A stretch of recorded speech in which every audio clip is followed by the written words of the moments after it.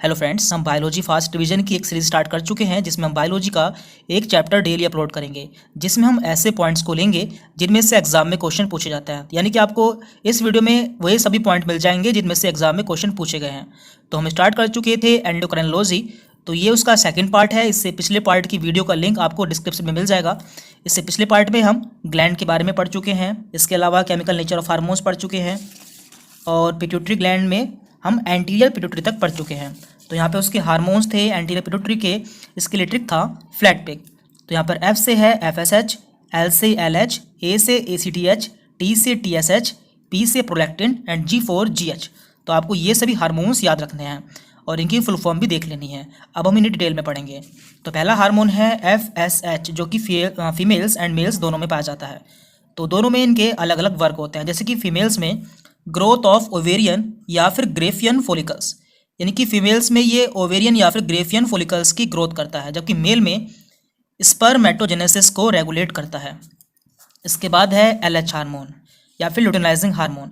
तो ये भी फीमेल्स एंड मेल्स दोनों में पाया जाता है। फीमेल्स में ये ओवुलेशन को इंड्यूस करता है एंड कॉर्पस लूटियम को मेंटेन करता है। यानी कि इसके फीमेल्स में दो वर्क होते हैं। आपको ये दोनों याद होने चाहिए क्योंकि इनमें क्वेश्चन पूछे गए हैं।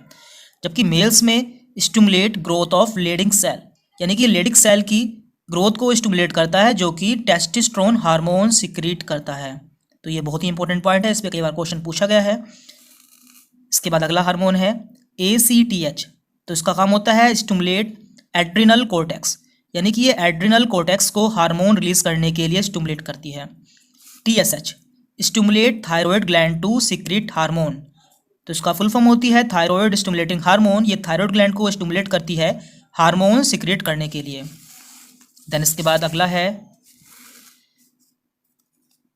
प्रोलैक्टिन, प्रोडक्शन या फिर formation of milk in mammary gland. तो P4 prolactin and P4 production, यानी कि ये मेमरी ग्लैंड में मिल्क का प्रोडक्शन या फिर फॉर्मेशन करती है। इसके बाद है GH, तो इसे हम कहते हैं ग्रोथ हार्मोन और ये मेजर क्वांटिटी में पाया जाता है, इसलिए इसे मेजर हार्मोन कहते हैं। Secreted from anterior pituitary, controls normal growth of the body, और ये बॉडी की नॉर्मल ग्रोथ को कंट्रोल करता है। और इसकी कमी हो जाने पर उसे हम कहते हैं हाइपोसिक्रेशन। यदि इसकी कमी बच्चों में हो जाए तो एक डिसीज होती है, इसे कहते हैं मिड गेट्स। इसमें ड्वार्फिज्म यानी कि बोनापन बच्चों में हो जाता है, जबकि अडल्ट्स में इस डिसीज को कहते हैं सिमोन डिसीज, और इसमें प्री मैच्योर एजिंग यानी कि जल्दी बुढ़ापा आ जाता है। तो आपको ये दोनों बीमारी भी याद रखनी है। दैन इसके बाद की ग्रोथ हार्मोन का यदि हाइपर सिक्रेशन हो जाए तो बच्चों में होता है जिजांटिज्म, यानी कि बच्चे का साइज बहुत बड़ा हो जाता है। जबकि अडल्ट्स में इसे कहते हैं एक्रोमेगेली, गोरिल्ला लाइक अपीयरेंस, यानी कि इसमें बिल्कुल शरीर गोरिल्ला की तरह हो जाता है और फेस भी बिल्कुल गोरिल्ला की तरह हो जाता है। तो आपको ये दोनों बीमारी भी याद रखनी है क्योंकि इनमें भी क्वेश्चन पूछे गए हैं। आते हैं अब मीडियल पिट्यूटरी पे। तो मीडियल पिट्यूटरी से केवल एक ही हार्मोन रिलीज होता है, जो कि है MSH, melanocyte stimulating hormone. Stimulate skin pigmentation, यानी कि ये स्किन के पिगमेंटेशन को स्टिमुलेट करता है। Exact role in humans is unknown, यानी कि इसका एग्जैक्ट रोल ह्यूमन में पता नहीं है और ये एक वेस्टिजियल हार्मोन है। देन इसके बाद है हमारी पोस्टीरियर पिट्यूटरी। तो पोस्टीरियर पिट्यूटरी द्वारा दो हार्मोन रिलीज होता है। इसके लिए ट्रिक है PAO। तो यहाँ पर P4 है पोस्टीरियर पिट्यूटरी, A4 ADH, जिसे कि वैसोप्रेसिन भी कहा जाता है, एंड O4 है ऑक्सीटोसिन। तो इनकी बात कर लेते हैं। तो पहला हार्मोन है ADH या फिर वैसोप्रेसिन। तो इसका नाम ये क्यों पड़ा जान लेते हैं।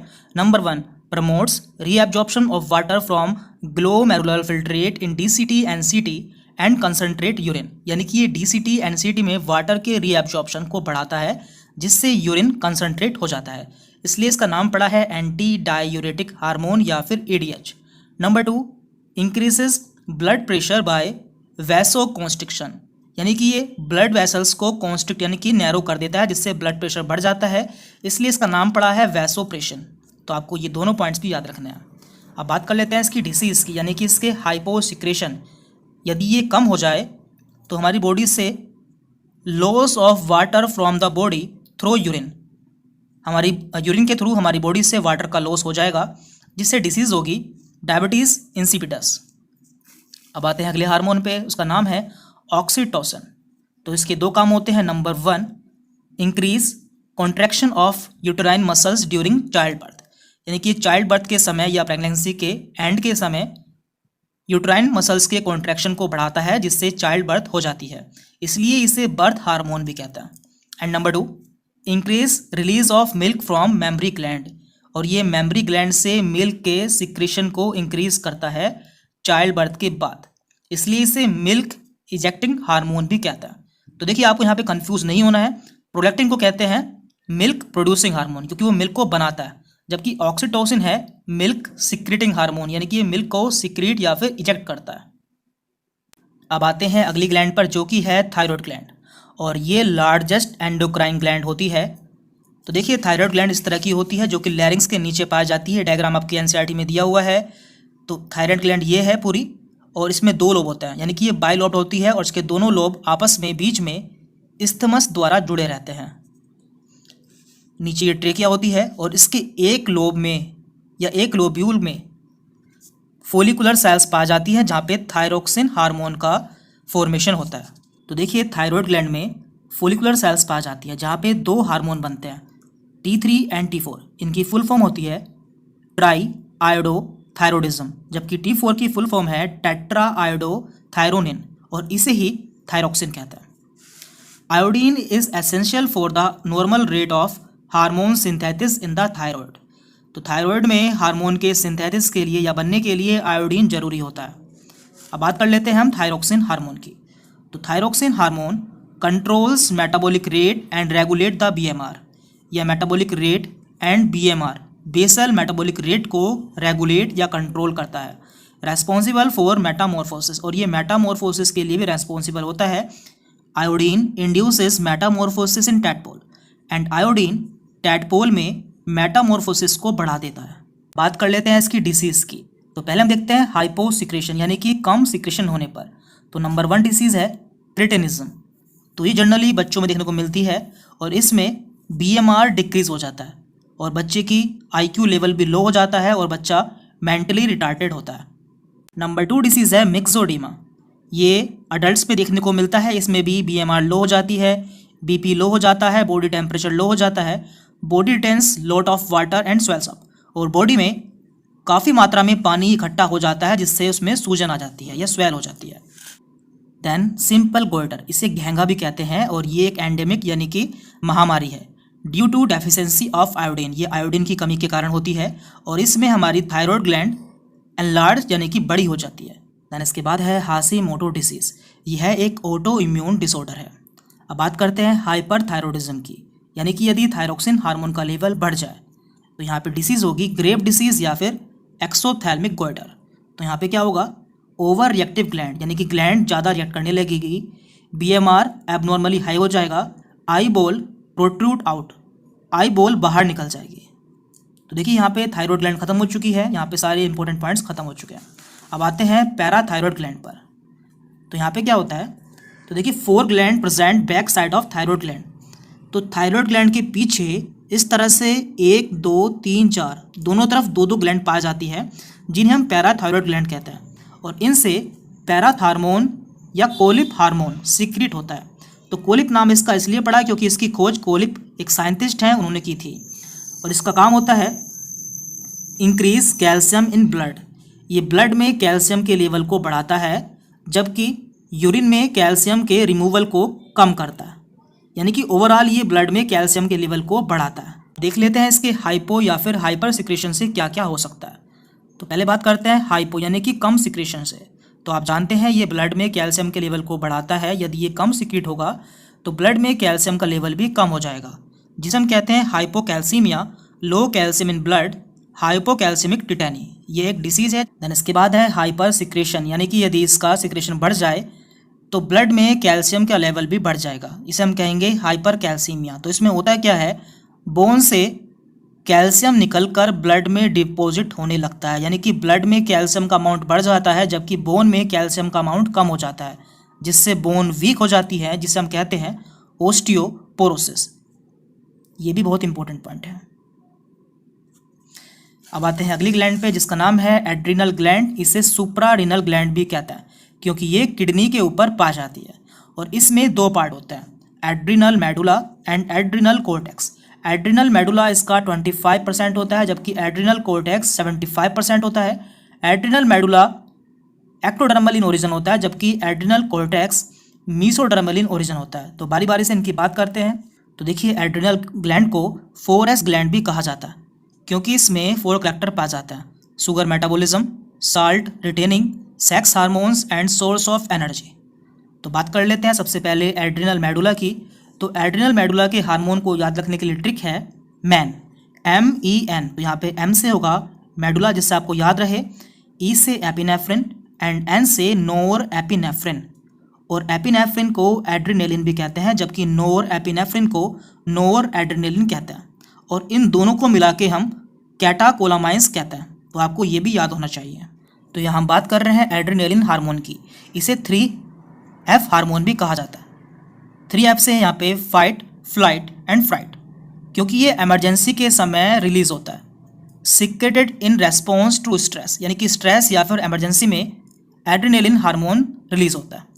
अब बात करते हैं एड्रिनल कोर्टेक्स की। तो देखिए, एड्रिनल कोर्टेक्स में 3 जोन पाए जाते हैं, जिसके याद करने का ट्रिक है go, find, rest and make good sweet. तो यहाँ पे गो से है जोना ग्लोमेरुलोसा, फाइंड से फेसिकुलाटा एंड रेस्ट से रेटिकुलरिस। अब इनसे कौन कौन से हार्मोन रिलीज होता है? तो देखिए, यहाँ पे है M से है मिनरेलोकोर्टिकॉइड, G से ग्लूकोकोर्टिकॉइड्स एंड S से सेक्स कॉर्टिकॉइड्स। तो ये इसका आउटर लेयर होती है, fasciculata middle layer and reticularis इसकी इनर लेयर होती है। एंड मिनरेलोकोर्टिकॉइड से एल्डोस्टेरोन हार्मोन निकलता है, ग्लूकोकोर्टिकॉइड से कोर्टिसोल एंड सेक्स कॉर्टिकॉइड से या सेक्स स्टेरॉइड से एंड्रोजन्स। तो बात कर लेते हैं इनकी बारी बारी से। सबसे पहले हम बात करते हैं एल्डोस्टेरोन हार्मोन की। तो देखिए, एल्डोस्टेरोन हार्मोन की क्या क्या वर्क होते हैं देख लेते हैं। Increase sodium reabsorption from DCT। DCT में ये सोडियम के रीएब्जॉर्प्शन को इंक्रीज करता है एंड साथ में वाटर के रीएब्जॉर्प्शन को भी इंक्रीज करता है, जबकि ये यूरिन के थ्रू पोटेशियम के रिमूवल को इंक्रीज करता है, यानी कि sodium in potassium out. When BP is low, यानी कि जब हमारा BP डाउन हो जाता है तो RAS एक्टिवेट हो जाता है, जिसके द्वारा एल्डोस्टेरोन का सिक्रेशन बढ़ जाता है, जिससे ये सोडियम एंड वाटर के रीएब्जॉर्प्शन को इंक्रीज करता है, जिससे हमारा BP बढ़कर नॉर्मल हो जाता है। तो आपको ये सभी पॉइंट्स याद होने चाहिए। सेकंड हार्मोन है cortisol hormone, increase glucose by gluconeogenesis. ये ग्लूकोनियोजेनेसिस द्वारा ग्लूकोज को बढ़ाता है। तो ग्लूकोनियोजेनेसिस में क्या होता है? Non carbohydrate compound converted into glucose. तो इसमें नॉन कार्बोहाइड्रेट कंपाउंड ग्लूकोज में कन्वर्ट हो जाते हैं। एंटागोनिस्ट ऑफ इंसुलिन, ये इंसुलिन के अपोजिट वर्क करता है। आप जानते हैं इंसुलिन ग्लूकोज को ग्लाइकोजन में कन्वर्ट करता है, जबकि यहाँ पे नॉन कार्बोहाइड्रेट कंपाउंड का कन्वर्जन ग्लूकोज में होता है। साथ में एंटी इन्फ्लामेटरी हार्मोन, इसे एंटी इन्फ्लामेटरी हार्मोन भी कहते हैं, क्योंकि ये हमारे इम्यून सिस्टम को सप्रेस करता है। स्टिमुलेट इरिथ्रोपोइसिस, और साथ में ये RBC फॉर्मेशन को भी इंक्रीज करता है। इसके बाद थर्ड है सेक्स या फिर गोनेडोकोर्टिकॉइड्स। तो ये वेरी लो कंसंट्रेशन में पाए जाते हैं और इसमें कुछ डिसीज़ हो जाती हैं, जैसे कि यदि इसका सिक्रेशन मेल में बढ़ जाए तो develop some secondary sexual character of female. तो मेल में फीमेल के कुछ सेकेंडरी सेक्सुअल करैक्टर आ जाते हैं, जैसे कि एनलार्जमेंट ऑफ ब्रेस्ट, जिसे कहते हैं गायनेकोमैस्टिया। जबकि यदि ये फीमेल में बढ़ जाए तो फीमेल में मेल के कुछ सेकेंडरी सेक्सुअल करैक्टर आ जाते हैं, जैसे कि development of beard and Moustache, यानी कि दाढ़ी मूंछ आ जाती है, जिसे हम कहते हैं एड्रिनल विरिलिज्म। देन इसके बाद है थाइमस ग्लैंड। तो ये एक प्राइमरी लिम्फॉइड ऑर्गन है, लोकेटेड बिटवीन लंग्स। ये दोनों लंग्स के बीच में पाई जाती है। Most active in young ones but gradually degenerate after sexual maturity, यानी कि ये यंग वंस में ज़्यादा एक्टिव होती है, जबकि सेक्सुअल मैच्योरिटी हो जाने के बाद धीरे धीरे डीजनरेट हो जाती है आफ्टर 30 ईयर्स। तो इसके द्वारा एक हार्मोन रिलीज होता है जो कि है थाइमोसिन हार्मोन, जिसका काम होता है सिंथेसिस ऑफ T लिम्फोसाइट्स। ये T लिम्फोसाइट को बनाता है, जिसके द्वारा सेल मीडिएटेड इम्यूनिटी बनती है। तो इसमें इतना ही है। आगे हम बात करते हैं पैंक्रियास की। तो देखिए, पैंक्रियास एक मिक्स ग्लैंड है, आप जानते होंगे। तो इसमें इसके दो पार्ट होते हैं, central part and peripheral part. Central part इसका 1% होता है, जबकि पेरिफेरल पार्ट इसका 98 to 99% होता है। तो हम बात करेंगे यहाँ पे इसके सेंट्रल पार्ट की, क्योंकि हम बात कर रहे हैं हार्मोन्स की। तो उसके सेंट्रल पार्ट में आइसलेट ऑफ लैंगरहैंस पाई जाती हैं, जो कि एंडोक्राइन पार्ट होता है, जबकि इसके 98 to 99 पार्ट को हम पैंक्रियाटिक एसिनी कहते हैं, जो कि एक्सोक्राइन पार्ट होता है, और इसमें या इसके द्वारा पैंक्रियाटिक जूस निकलता है। तो देखिए इसके एंडोक्राइन पार्ट में कुछ सेल्स पाई जाती हैं, जैसे कि alpha, beta, gamma. Alpha cell द्वारा ग्लूकागोन हार्मोन निकलता है, बीटा द्वारा इंसुलिन एंड डेल्टा द्वारा सोमैटोस्टैटिन। इनके वर्क को भी समझ लेते हैं। तो देखिए यहाँ पे ग्लूकोज का ग्लाइकोजन में कन्वर्जन हो रहा है, तो ये किसके द्वारा हो रहा है? इंसुलिन का, यानी कि इंसुलिन ग्लूकोज को ग्लाइकोजन में कन्वर्ट करता है, यानी कि हमारी बॉडी में ग्लूकोज को कम करता है, और इस प्रोसेस को कहते हैं ग्लाइकोजेनेसिस। और यदि इसका उल्टा होने लगे, यानी कि ग्लाइकोजन ग्लूकोज में कन्वर्ट होने लगे, तो इसे हम कहेंगे ग्लाइकोजिनोलाइसिस, और ये काम होता है ग्लूकागोन का। तो आपको ये दोनों इनके काम याद रखना है। देखिए इंसुलिन 2 पॉलीपेप्टाइड चेन द्वारा बना रहता है, जिसमें कि 51 अमाइनो एसिड होता है। चैन ए में 21 अमाइनो एसिड, जबकि चैन बी में 30 अमाइनो एसिड होते हैं। ये दोनों चैन आपस में डाइसल्फाइड बॉन्ड द्वारा जुड़ी रहती हैं। तो ये क्वेश्चन भी आपसे एम्स में पूछा गया है। इसके बाद है लास्ट हार्मोन सोमैटोस्टैटिन, जिसका काम होता है डिक्रीज ग्लूकागोन एंड इंसुलिन, यानी कि ये ग्लूकागोन एंड इंसुलिन के सिक्रेशन को डिक्रीज करता है। देन इसके बाद है pineal body, located dorsal side of forebrain. ये फोरब्रेन के डोर्सल साइड में पाई जाती है, और इसके द्वारा मेलेटोनिन हार्मोन रिलीज होता है। Regulate 24 hour diurnal rhythm, ये हमारी 24 आवर की डाई यूरिनल रिदम को रेगुलेट करता है, यानी कि हमें कब सोना है, कब जागना है, सब कुछ इसके द्वारा ही कंट्रोल होता है। पिगमेंटेशन एंड बॉडी टेम्परेचर भी इसके द्वारा ही कंट्रोल होता है। तो इस वाली ग्लैंड में इतने ही पॉइंट्स आपको याद रखने हैं। एंड लास्ट है ह्यूमन गोनेडियल हार्मोन्स, जिसमें कि मेल में टेस्टिस होते हैं और फीमेल में ओवरी होती है। तो इनके लिए ट्रिक है, पहले बात कर लेते हैं मेल में। तो टेस्टिस द्वारा 3 हार्मोन रिलीज होता है।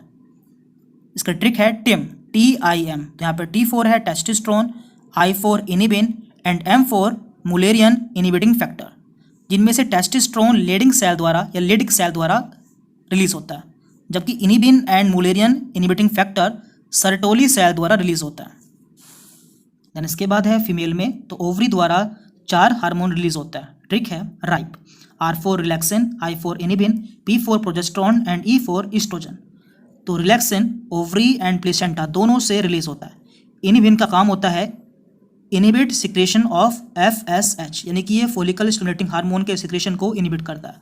प्रोजेस्टेरोन को हम प्रेगनेंसी हार्मोन भी कहते हैं। ईस्ट्रोजन जो होता है वो ओवरी एंड कॉर्पस लूटियम दोनों से ही सिक्रेट होता है। तो यहाँ पे हमने सभी हार्मोन्स को कंप्लीट कर लिया है। हमने वे सभी पॉइंट्स देख लिए हैं जहाँ से क्वेश्चन पूछे जाते हैं। आपको ये सभी पेपर्स हमारे टेलीग्राम पर मिल जाएंगे, जिसका लिंक आपको डिस्क्रिप्शन में मिल जाएगा। और यदि आप आगे भी सभी चैप्टर्स पर इसी तरह की वीडियोस चाहते हैं तो कमेंट करके ज़रूर बताएं।